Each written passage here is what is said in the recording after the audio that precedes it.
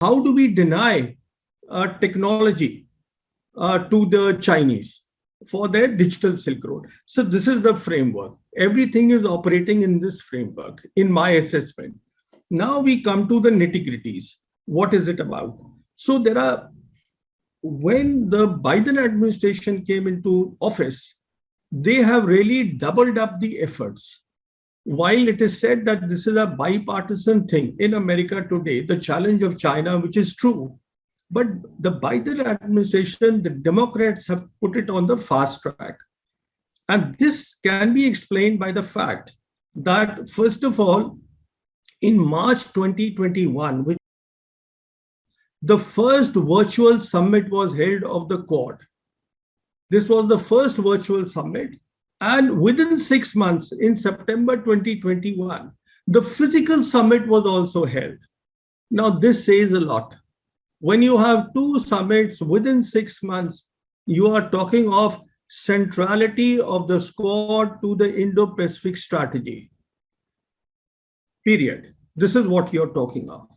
Now, when I say Indo-Pacific strategy, what the Americans have done is, in May 2018, they brought India on board. What used to be called the Asia-Pacific strategy or the Pacific PACCOM of the Americans, now is being, in May 2018, it came to be known, it was renamed as the Indo-Pacific Command. The whole idea was to give a centrality to the Indian Ocean region and bring India on board. Now, what we are saying is this security architecture will cover the Indo-Pacific region and their area of responsibility. Incidentally, that area of responsibility now actually has gone to East Africa also.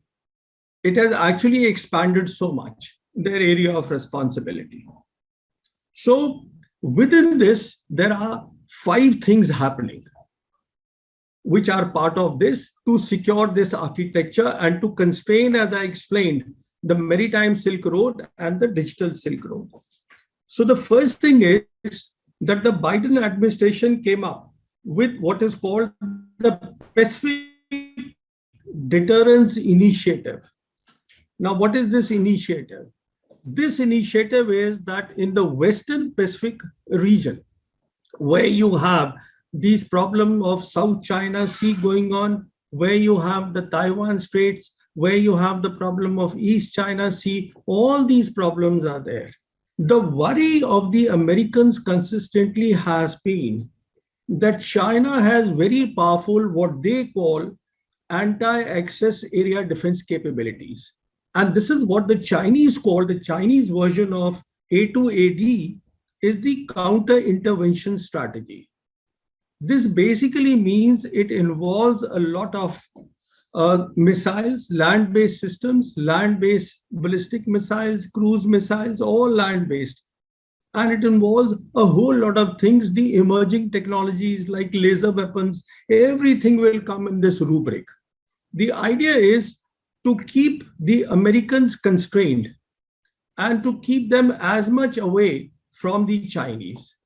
Now, the worry of the Americans came about once the militarization of the South China Sea reclaimed islands, the islands which were reclaimed by the PLA, by China, they started militarizing it.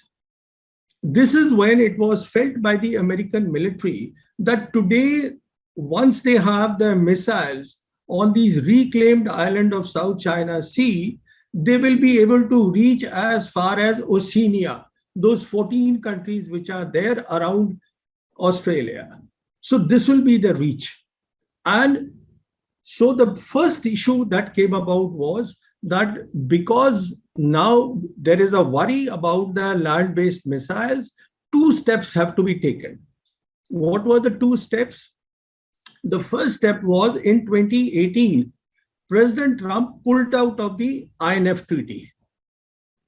That was pulled out because it was felt that it was giving advantage to the Chinese, and which it was, because China was never part of that. This was done by the 2 blocs, the 2 superpowers during the Cold War. So this was one action. The second action was that there was a need to disperse the assets. Because if the Chinese were to get at one of the American bases, they could destroy their things in one go. So the idea was that instead of having few bases, then there is a need to have diffused assets in so many more bases. So this is what is called the Pacific Deterrence Initiative. This whole thing, that how do we disperse and we then create a deterrence of our own. So the idea was we will have our own hypersonic missiles, we will have land-based cruise missiles, land-based ballistic missiles, and what we will do is we will have them across the dispersed bases. This whole thing is being done to constrain the PLA within the Western Pacific Ocean. This is one thing. Now, the second initiative is what is known as the Five Eyes Intelligence Alliance, the alliance between Australia, Canada, New Zealand, UK, and US. Now, these is basically sharing of intelligence. This becomes very important. And one of the key things which will be shared is where is exactly the technology going? What is the problem with technology is, I'm just digressing to make the point.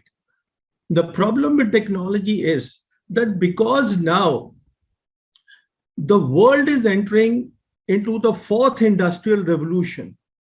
See, the third industrial revolution was about the digital age, digitizations. Now we are talking of artificial intelligence and data. And the backbone of this fourth industrial revolution will be 5G. And Huawei 5G is by far, it has progressed far than the competitors. It has been adopted by a lot of BRI countries and even countries which are not part of BRI like Hungary. They are also now trying to get on board. So the worry was that if you have more and more countries which adapt the Chinese emerging technology, especially 5G Huawei, then China will set the standards. The worry is China setting the standards, because whichever country sets the standards, then you have to do the interoperability, your routers, your other systems, they have to then conform to the standard which is set by the country which sets the standard. So to deny China setting the standards. So that is what the one part of the intelligence will do. So the next initiative is, what is the Quad itself? Now the Quad, as rightly mentioned by General Lodhi, this is key to the whole thing. Why this is key is, I believe this provides the policy framework to the Indo-Pacific strategy of the Americans. And here, India will play a very important role in this strategy. Which is why, as I explained, they changed the name also to Indo-Pacific. But this is a subject which we can perhaps tackle in the question answer session. So Quad is another initiative which is there. Now the next initiative, as again mentioned, was AUKUS, which is the Australia, UK, and US, which is a very recent thing. In any case, they are allies. All these three countries are military allies. So what the Australians have done is that they have cancelled the deal they had for the conventional submarines with the French. And instead, the Americans and the British, they are saying that we will provide you the nuclear-powered submarines. Now, you see, this makes a sensational news. But the truth of the matter is, this is not an easy thing at all. Why it is not easy is that even for something like a nuclear-powered submarine for a country even like Australia, to operationalize them will take something like 10 years. Now, what will happen in 10 years? Please, let's understand the robotization of war is happening. As the commercial world is moving into the fourth industrial revolution, the war also is moving. And the war will be robotized. And again, China is in the forefront here, competing with America. So the long and short is, what exactly will be done by a nuclear-powered submarine? Will it be crewed?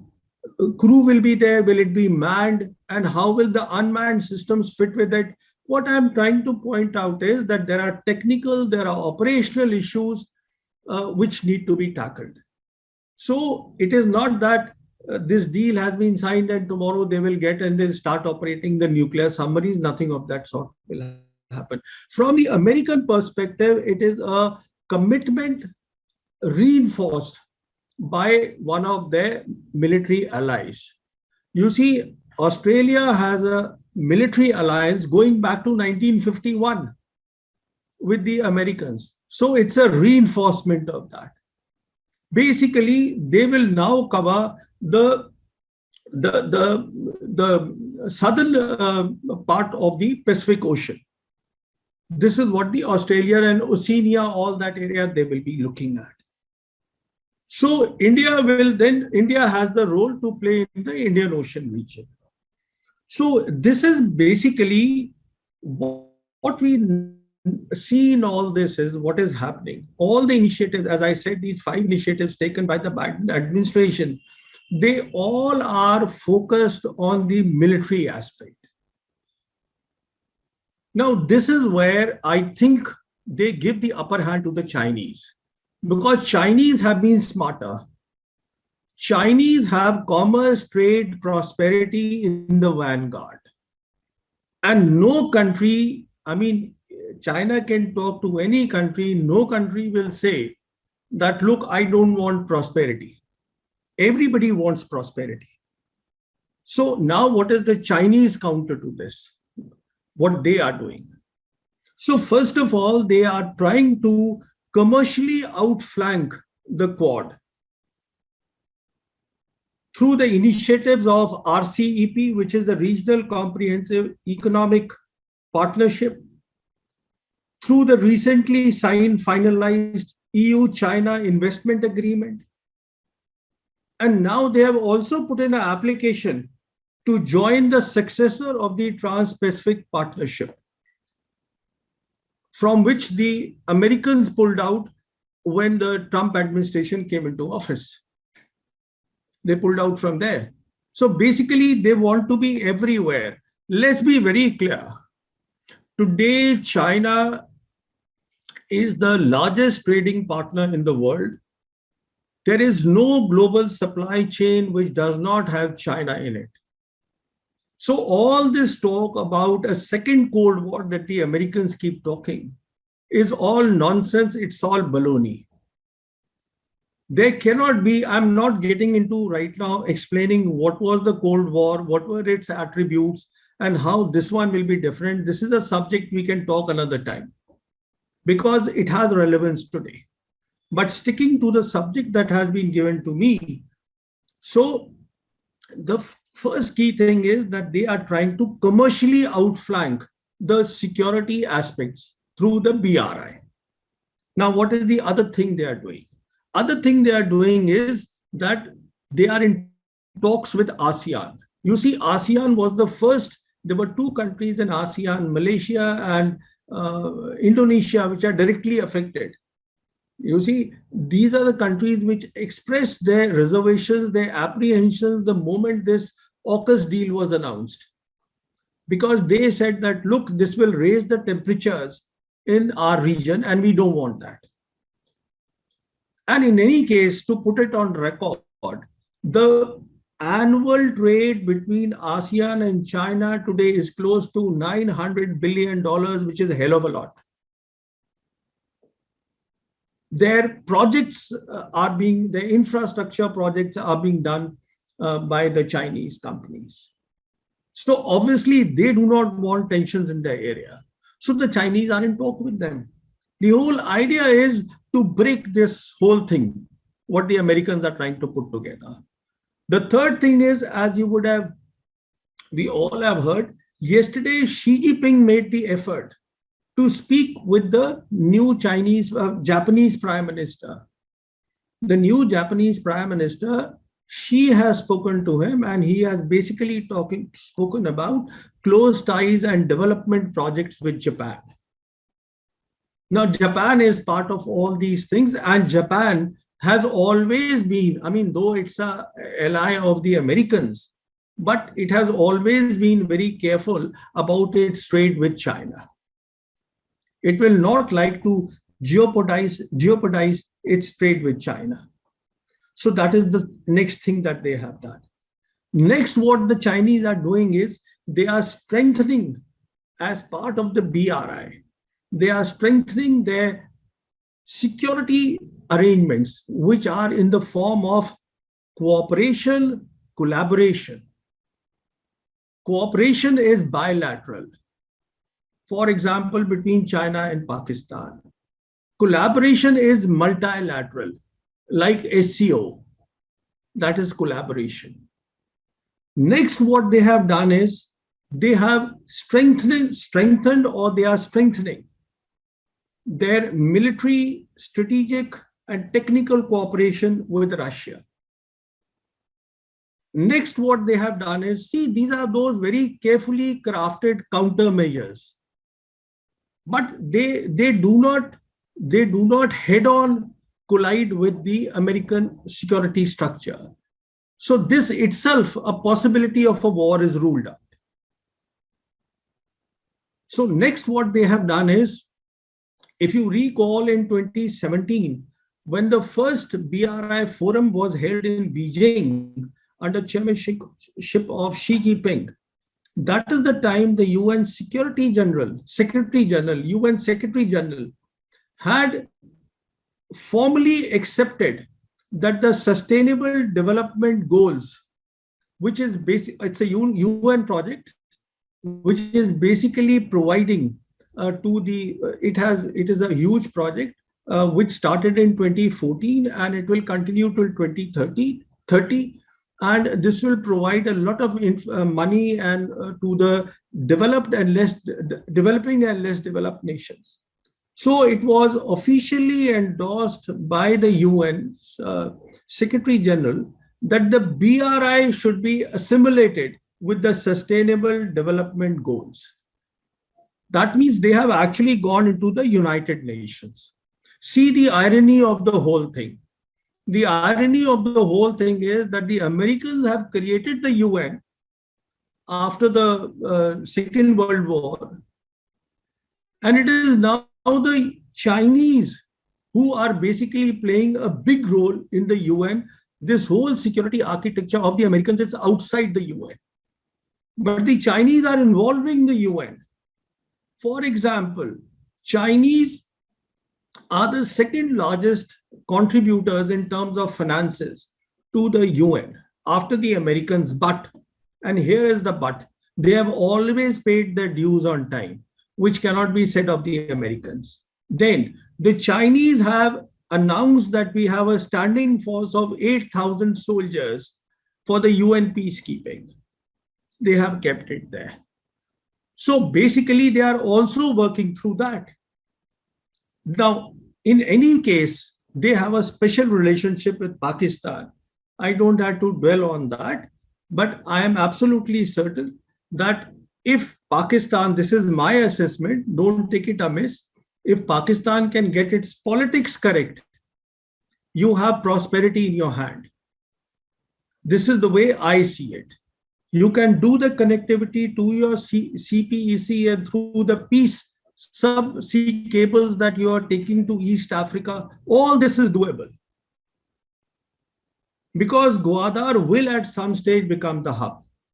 How soon is up to the Pakistani state and their government, what they do with it. But the Chinese have been very clever. They opened a base which they call the logistics support system or base in Djibouti. What they have done by that is, first of all, it has proximity to Gwadar. And second, earlier they had the problem in the Strait of Malacca. They could bypass that through the Eurasian landmass, their connectivity there. Now they will be able to now guard all their traffic, the commercial traffic coming through the Europe to the Indian Ocean region by keeping an eye of Strait of Hormuz and the Bab al-Mandeb. That's the key, this thing, node is there. So basically, The Pakistanis are on one side, the Chinese, Djibouti are there. In any case, you see, they've been doing long voyages since 2008 under the garb of anti-piracy operations. The Chinese naval ships, where they could test their endurance, where they could test the waters of the Indian Ocean region. They have done the hydrographic surveys of this ocean, and then they have a resting a logistic base in Djibouti. So the point I'm making is, what I'm trying to say is very simple, that the Americans have always been focused on the military aspect. Although President Biden has spoken about something called Build Back and Better World, which is abbreviated as B3W. You see, the point of the matter is that who will pay the money, what will happen? Nothing will happen, in my assessment. It will just remain acronym what it is. So everything then boils down to, this is my last point on the Americans I want to make. Everything boils down to what they call the integrated deterrence. What is integrated deterrence? Integrated deterrence is what they are looking at, how to fight a future war with China. And this is also known as joint all domain operations. And this is where eventually all these Quad countries will fit in. And their strategic partners like India will fit in. So the operational part, there is, let's put it like this, as far as Americans are concerned, they have an Indo-Pacific strategy. The policy guidelines or the centrality to that is provided by the Quad, and the operational aspect will be provided by the integrated deterrence. And AUKUS and 5G, everything converges into this. On the other hand, what the Chinese have is an entirely different security system based on cooperation, collaboration, and commercially outflanking the Americans and ensuring that the partnerships that they are creating in the various regions, they do not fructify. You know, this I have given a very broad overview of where Quad, where the security architecture fits in. And I'm very happy to, to get in the discussion. Thank you. Thank you very much, Mr. Pravin. And I think you anticipated it correctly that you have given the framework, but now we'll get into some discussion. Initially, what I'll do is that I'll rake out certain issues and we can both discuss amongst each other. Basically, you will be talking. You are very, I'm very happy you covered nearly everything and cleared many of our doubts. In your opening remarks, you said something very intriguing, and we'll discuss it some other day, that world is transiting, although we see that the world is transiting from unipolar to multipolar, but in your opinion, it is again going to be unipolar. So we can understand what you're hinting at, but I think someday we'll discuss that. You very aptly covered the rule-based order, American rule-based order. Whose rules? I think a very good question. And you talked about the denial of maritime Silk Route, retail internet and industrial internet. That was addition to my knowledge. Thank you very much for that. I don't know whether we are going, this world would be, as they call it, Thucydides trap. Will that happen or not happen? You can tell us later on. And so many things. What Americans are actually eyeing at, what they are doing. And you also covered that what countermeasures the Chinese are taking, and their philosophy is very different. So one thing which just occurred to me, that if you allow, I'll give this video to our National Defense University also, and they will give you the credit also. I will ask them to run it for their faculty. There are so many good things which you have mentioned. So my first thing is that we know that, and you have covered it also, that Chinese are ascending as far as the economy is concerned, and also technology. but they are still behind America as far as military power, technology, and even political clout is concerned. Of course, they have nearly overtaken them as far as the economy is concerned. So, if you were the American think tank, or let us say their strategic thinker, at what time the Americans would be thinking of engaging China militarily, or in other ways other than economy, because we do understand that even militarily means a lot as far as nowadays is concerned. So, in your opinion, will they wait for the Chinese to come at par militarily and technologically also, or they would like to preempt? Because you're talking about deterrence. Deterrence means that they just don't want Chinese to go a certain way. But will they actually do something to make a dent, a preemptive dent in the Chinese ascendancy elsewhere other than economy? Thank you. Thank you very much, General Lodhi. First of all, it's a good idea to give the video to the National Defense University. And I want this, in fact, that is why I was suggesting, please put it on the social media also, because this is how you generate the discussions. There's nothing classified that I have spoken. These are all my analysis, and I'm very happy to share that. Now, coming to a good question that you have put to me about a military engagement and at what stage. Now, we all have,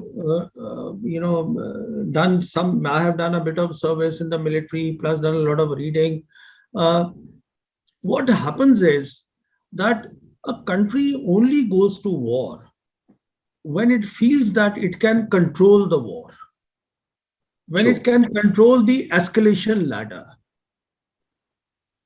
So, the reason why America and China today are building conventional deterrence as well as nuclear deterrence is that neither side will be, first of all, sure of war control.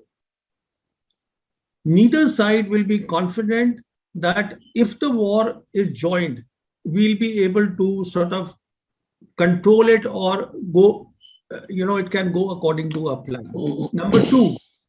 Number two, the problem gets aggravated because of the emerging technologies and artificial intelligence. This is where both the countries are putting a lot of money, and this is where I said that the war, not only the character of war, the nature of war will change also. Let me explain this. The character of war basically means it keeps changing whenever the technology is inducted into any military. Then what they do is they come up with new war concepts so that they can optimize the use of the new technology. That is called the character of war. Nature of war is basically about violence and bloodshed. Right. And the nature of war has been constant right from when war came into being, or what we know of war. But now we see a possibility, if the war will be robotized, will the nature of war also change? I mean, this is another debate we should take on another day. You see, a robotized war, then who wins? So when we are talking of this artificial intelligence and new technologies, we are not talking of tangible assets. We are not talking of hardware. We are talking of software.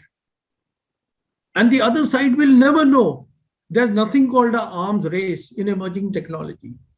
It is not that you have 10 tanks and he has 50 tanks, so there is an arms race, you have to catch up. You don't even know that this guy has got killer robots, because all that needs is a software change. You don't know that. So the point I'm making is that all that is happening today in South China Sea, it's happening in Taiwan Strait. These are operations what are called the gray zone operations, below the threshold of war. If you recall, the Americans were very keen. They have put in repeated requests that they would want their Defense Secretary General Lloyd Austin to meet up with the number 2 man, the senior most Vice Chairman Shi Long. Whatever his name's pronunciation, I generally get it wrong, but you would have understood what I'm saying. So, but the Chinese have denied it. Why the Chinese have denied it is because the Chinese do not want to spell out their red lines. Because if they spell out the red line, that the Americans can do a lot below the red lines, within those red lines.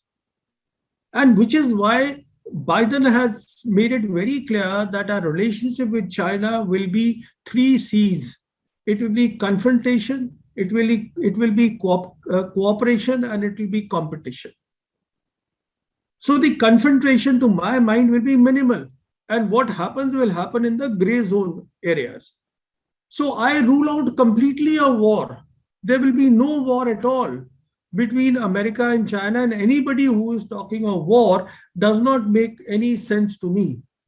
As a person who's been studying war for, nearly 4 decades now, it does not make sense at all, because why would I want to go to war? If a war is thrust on me, I can understand. I have to fight. But why will I initiate war if I cannot achieve my tangible objectives, and if I cannot, to achieve the tangible objectives, if I cannot do war control? You see, so it will be about denial, it will be about deterrence. That is my assessment on the subject. Thank you.